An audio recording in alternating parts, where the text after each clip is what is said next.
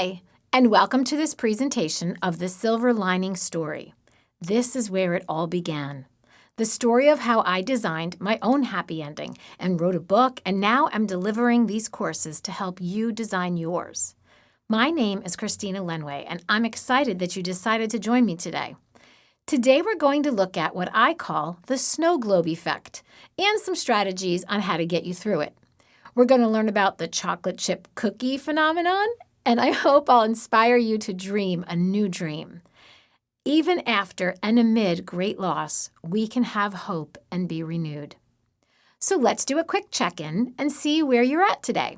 How are you feeling? Remember, it's a good idea to check in with yourself and just notice. Notice what's holding your attention. What did you bring with you today that you might need to jot down and put aside for later? And if you haven't already gotten to it, you might want to grab a notepad and pencil. There'll be plenty to write down today. And let's start with why I call it the snow globe effect. It's because right in the middle of a sort of nondescript normal life, something became overwhelming. Even ordinary life challenges like a breakup, a job loss, illness, parenting struggles can trigger these kinds of stress responses that feel bigger than us. These events might not be traumatic in the clinical sense, but they can deeply disrupt our sense of certainty, safety, identity, and purpose. Many of the pieces are still there, but the ground beneath you has shifted and feels unstable. And life looks different. It feels different. It feels uncertain, confusing, disorienting. You may question who you are, what even matters anymore, or where you can go from here. You might feel tired, alone, and even embarrassed for struggling with something that is so common for other people. Why is this so hard for you? And why aren't the tools you once used to calm and cope suddenly inadequate and not working for you? If you've ever felt this is what I call a snow globe moment. Have you experienced snow globe moments? I think I experienced my first one at age 7 when my godfather passed away very suddenly. Of course, I didn't have the language for it then, but he was my favorite person in the world. And due to a very sudden work accident, he was suddenly gone. And I remember being in a fog for days, crying, lost. I've had a few other snow globe moments, like when my marriage failed and I lost a job, when my father passed away. What are yours? Pause the video here and write about some of your snow globe moments. Here are some questions to guide you.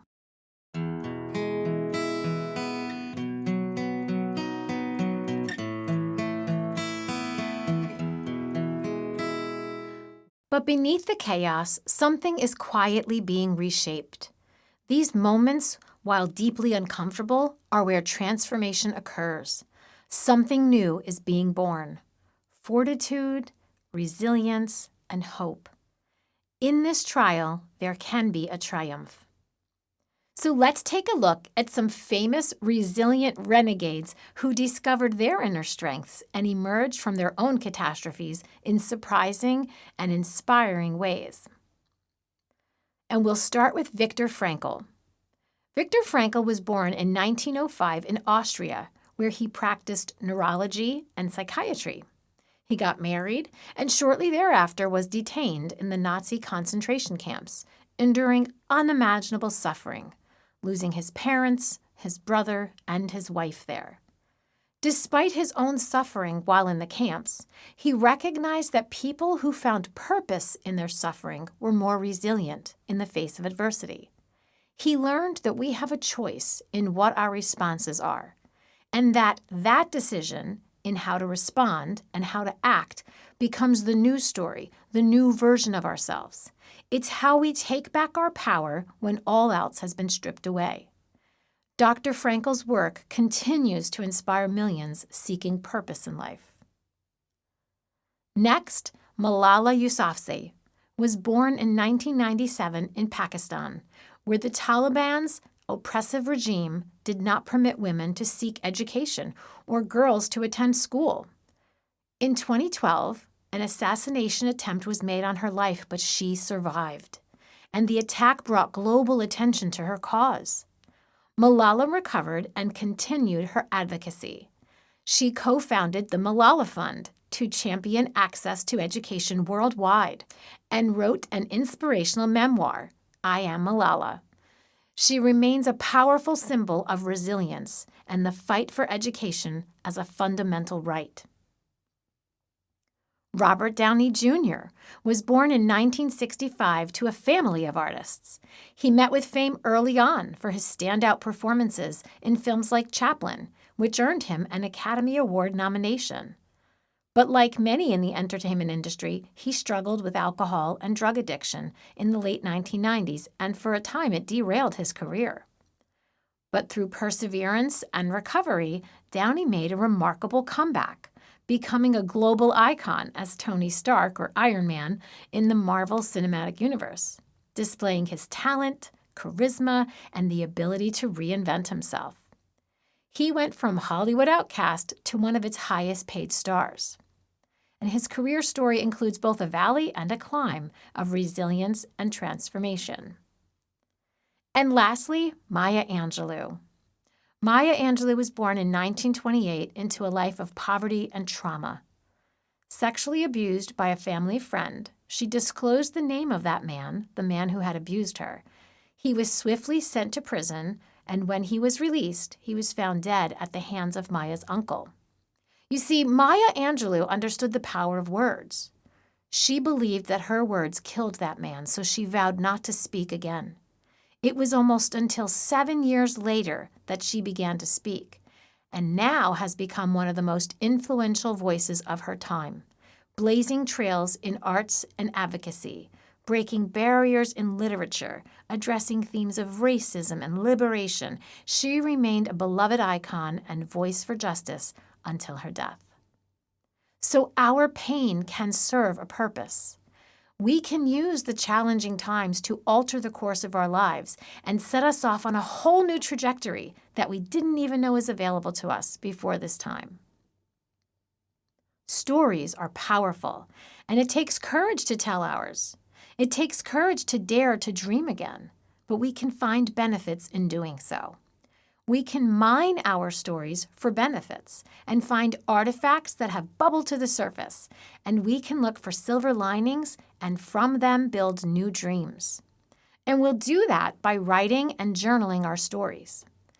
When we can separate ourselves from the stories, we see them differently. Oh, it might hurt at first, retelling what we've been through. That's okay. Feel the feelings. Feel them so you can let them go. Journaling helps us to get the stories out of our minds and hearts, and it gives us a place to put them so we can look at them from a different perspective and so we can write the next chapter. And you might write and rewrite your stories many times until you get it right, the way you want to tell it. So when I say reflect, what I mean is write.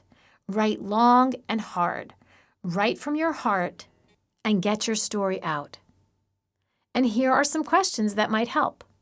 Pause the video here to do some reflecting and some writing.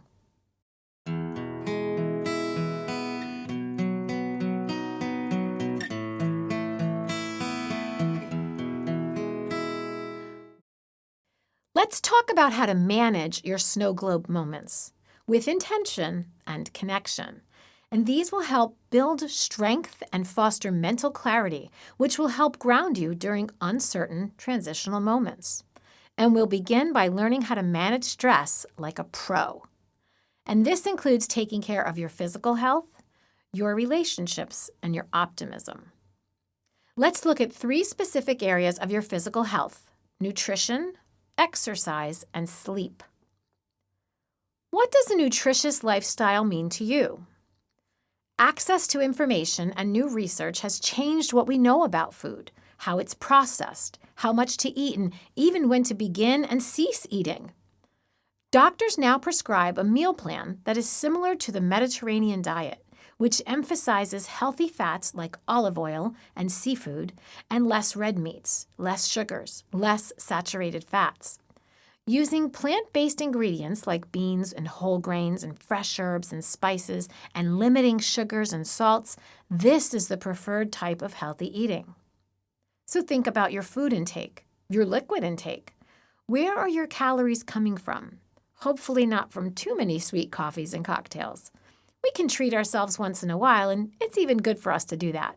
But a disciplined, nutritious plan provides structure, and that helps us feel balanced from the inside out. Do you use supplements, vitamins, to fill in the gaps of nutrients you might be missing? Are you making sure to drink enough clean water? Take a moment here to do a quick audit of your nutritional health and rate yourself on a scale of 1 to 10, and jot down any ideas for improving them that you intend to commit to. Exercise. How much and how often are you moving your body? We have become a very sedentary people, and this habitual inactivity raises our risks for obesity, diabetes, cardiovascular disease, and more. Adults should get 150 minutes of moderate intensity physical activity per week, preferably not all at once. In fact, short, consistent bursts or sprints throughout the day can add up to significant gains in health and productivity. Stretching, such as yoga, and breath work are also good components to consider. These are methods that have been used for centuries in Eastern traditions to stave off illness and injury and can be implemented without the use of any devices or memberships, and they're gaining in popularity in the West. In fact, let's try some breath work right now. If you can, lie down on your back and just breathe. Put your hand on your body where you feel it rise and fall. For most of us, this will be our chest. This is where the air is exchanged in shallow breathing, but for maximum effect, put a book on your lower belly, right around your waist. That's where your diaphragm is. Try breathing from there. Do you notice the difference? Breathing from this place gives us more energy.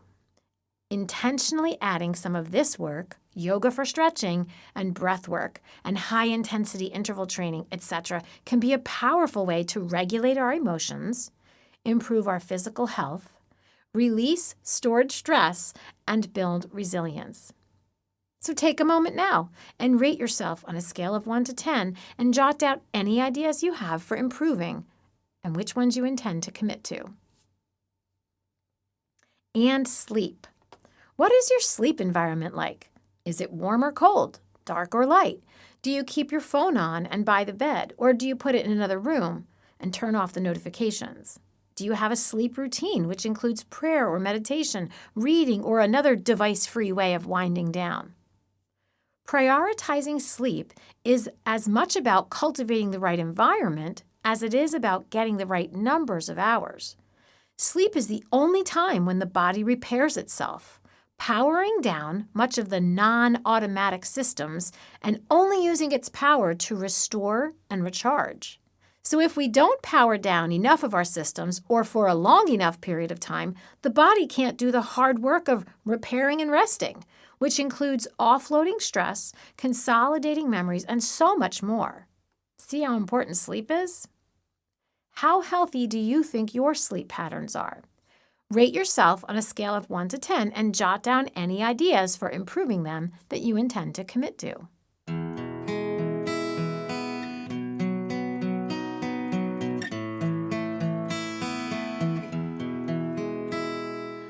Next, we'll look at relationships.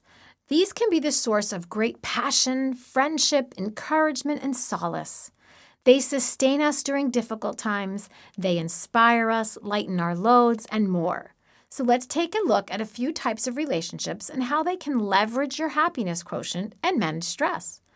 Let's take a closer look at our SOS of relationships: self, others, and spirit. Yourself. What is your relationship with yourself like? Having a deep respect and love for oneself means setting time aside to take care of your needs, both internally and externally. It's making sure that your cup is filled so you can fill others up. It might feel a little uncomfortable at first, and even selfish to prioritize yourself, but that doesn't mean it's wrong. By undertaking the deep and hard work of introspection, you're getting to know yourself from the inside out. Spending time understanding who you are and what your needs are is valuable and necessary to building a life of joy, health, and fulfillment. This improves our psychological and physical well-being. Do you take time to properly care for your needs? How often are you checking in with your emotions? Do you stretch your intellectual muscle? Do you disconnect from devices and connect face to face with others? Do you have healthy habits? Do you hold yourself accountable to those healthy habits? Are you compassionate with yourself, the way you would be with a good friend? All of these are things to consider when we think about the relationship we have with ourself. How healthy do you think your relationship with yourself is? Rate yourself on a scale of 1 to 10 and jot down any ideas for improving it that you intend to commit to. Our relationships with others. Building relationships is important because our social connections enrich and nurture us, providing a layer of protection against the stressors in our lives. Building relationships does not have to feel like work, but we do need to set aside time to engage with and play with our friends. Some suggestions include going for walks, having a game night, sitting around the bonfire, starting a dinner club, meeting up for coffee, or building a community garden. Relationships of all kinds, personal, professional, community, should nourish and add value to our lives. How healthy are the relationships that you're in? Rate yourself on a scale of 1 to 10 and jot down any ideas for improving it that you intend to commit to. And lastly, our relationship with spirit. In addition to nutrition, physical activity, and sleep, humans need to feel meaning in our lives, to connect to a higher power, whether that's through formal prayer or a walk in the woods surrounded by the natural world. How do you connect to the greater spirit and wisdom that exist in all things? Meditation, whether self-directed or guided, can help us enter a state of calm and connect to Source. And there are plenty of apps and links you can find online. Spending time in nature, noticing and sensing the world around us is another powerful way to recharge. However it is you choose to disconnect from the physical world and connect with the spiritual one, make it a consistent practice. How healthy do you think your relationship with spirit is?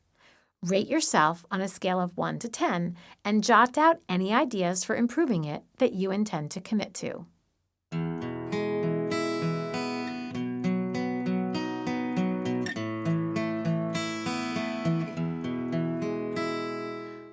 Do you have an optimism practice?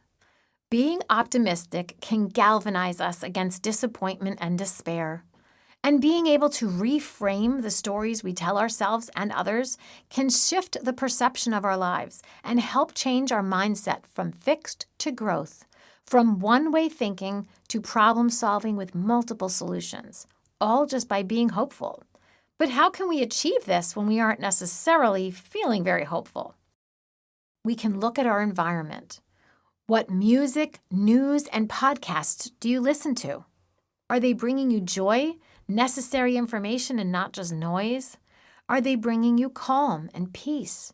And if not, it might be time to reconsider them and take on some new ones. Is your home serene? Is your office? Small touches to infuse positivity into our surroundings can inspire positive emotions, which can remind us to find hope and meaning. Whether it's a quote on the wall, a photo of a loved one, gentle music playing in the background, or even a diffuser with your favorite soothing essential oil, all of these are ways we can cultivate an environment that regulates our nervous system, allowing it to calibrate to a restful state. When our nervous system is at rest, we're naturally more calm and at peace. So rate your environment on a scale of 1 to 10 and jot down any ideas for improving it that you intend to commit to. Look for meaning. When we find ourselves in tenuous circumstances, it can be hard to find meaning that makes sense to us. We construct a story and that becomes our truth, but it isn't always accurate. So challenging that story by looking for evidence of it, by trying to see it from a different perspective, the 30,000 feet perspective, reframing or restoring the tales we tell are all ways that can shift our perspective long enough to find a new story in the old one. Really just a different way to tell it. We can also use our surroundings and experiences to install meaning, deciding that when you see a red cardinal, it's a passed-on loved one, or when a feather appears, it means your angels are all around you. Those are how we make meaning as well. They're decisions to believe that the world we inhabit and perceive is not the only one available to us, that there are forces beyond our control moving us towards a greater destiny if we can see the design in the chaos. So now rate your ability to distill meaning on a scale of 1 to 10 and jot down any ideas for improving it that you intend to commit to. And get inspired. What inspires you? Maybe it's lyrics from a favorite song or a quote you read. Maybe there's someone you know that always has a way of storytelling which leaves you feeling uplifted and motivated. Think about the movies and songs and poems and moments that have made you feel inspired. What are they? Who are they with? Do you plan these moments or just wait for them to happen on their own? Having an optimism practice is necessary. Yup, that's right. I said practice. To maintain a balanced emotional state and momentum, it's important to practice these. How do you practice hope? Rate yourself on your ability to find inspiration on a scale of 1 to 10 and jot down any ideas for improving it that you intend to commit to. Now, you may have noticed that on the bottom of each slide, I suggested you find a mentor. And that's because having a mentor helps to inspire and encourage us, especially when we're going through a difficult time or transitional period in our lives. A mentor can hold us accountable, can help us see our blind spots, and help us to explore new possibilities when we problem solve. A mentor can be a friend, a therapist, a colleague, a neighbor, a parent, a sibling, anyone who's willing to share in your journey, to support and direct, to inspire and motivate, and to shine a light on the things you aren't seeing and gently nudge you in a new direction. So think about who you can contact and then have the courage to reach out to them.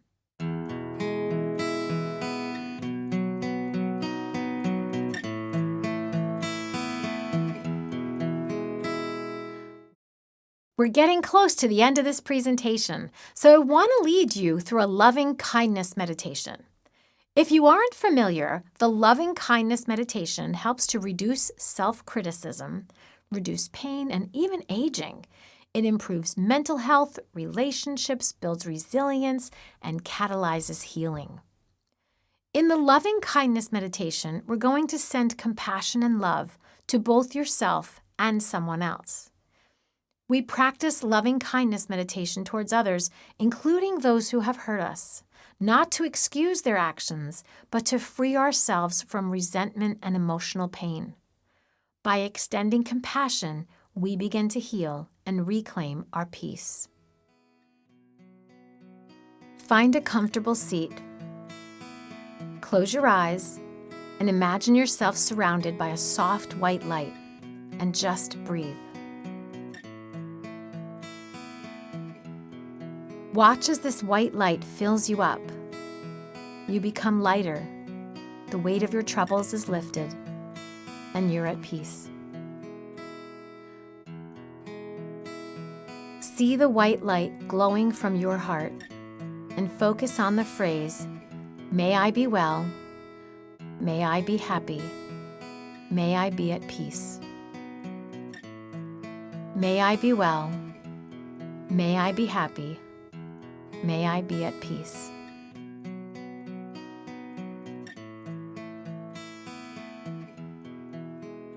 Next, think of someone you want to share this compassion with and this love with. It can be someone you want to release or a story you want to release. And then repeat. May you be well. May you be happy. May you be at peace. May you be well. May you be happy. May you be at peace. And just breathe.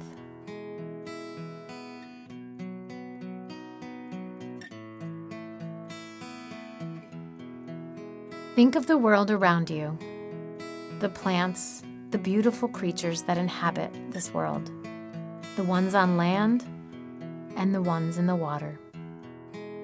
the ones who soar, and the ones who swim.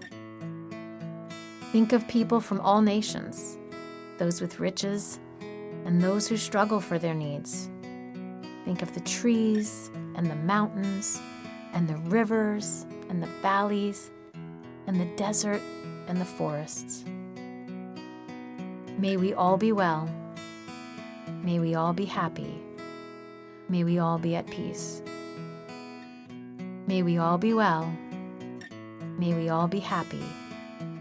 May we all be at peace. And when you're ready, open your eyes and come back to this moment.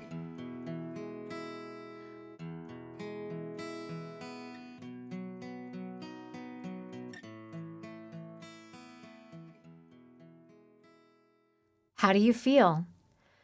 You can return to this meditation anytime, and remember there are plenty of resources available for other similar loving kindness meditations. You can even write your own.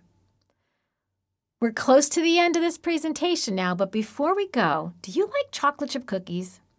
They're one of the most iconic American desserts, but did you know that they were one of the biggest blunders? This is a story of how a mistake can alter the course of history. In the 1930s, Ruth Wakefield and her husband ran the Toll House Inn in Whitman, Massachusetts. Ruth was a dietitian, so she understood food science well. One day, while baking cookies for her guests at the inn, she decided to add chopped up bits of the Nestle's chocolate bar to her butter cookie recipe. She expected that the chocolate would melt into the dough and create an all-chocolate cookie, but it didn't quite work out that way. The chocolate didn't melt. It held its shape and created these gooey little pockets of chocolate in each bite. And the guests loved it. Word spread quickly, and her cookies were a hit. In fact, they became so popular that Nestle struck a savvy deal with Ruth. They would print her recipe on the back of their chocolate bars in exchange for a lifetime supply of chocolate. Not only was it a sweet deal, but she turned her mess into magic. A simple miscalculation became a treat in American kitchens and worldwide. Mistakes, misfortunes, missed opportunities, obstacles, adversity often lead to transformation. And now, hopefully, you have a way to get through your messy middle to the silver lining that's waiting for you. What will you choose to do with this reset, with this opportunity that lies before you? What is your silver lining story? Get writing it today. And before we go, what are 3 things you're grateful for? What are 2 things you're looking forward to?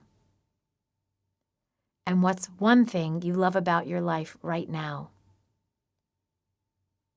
And I hope you choose not who you are in this moment, not who you are by default, but who you want to be, because that is where your power lies. Thank you. Thank you for joining me. I look forward to connecting with you again real soon.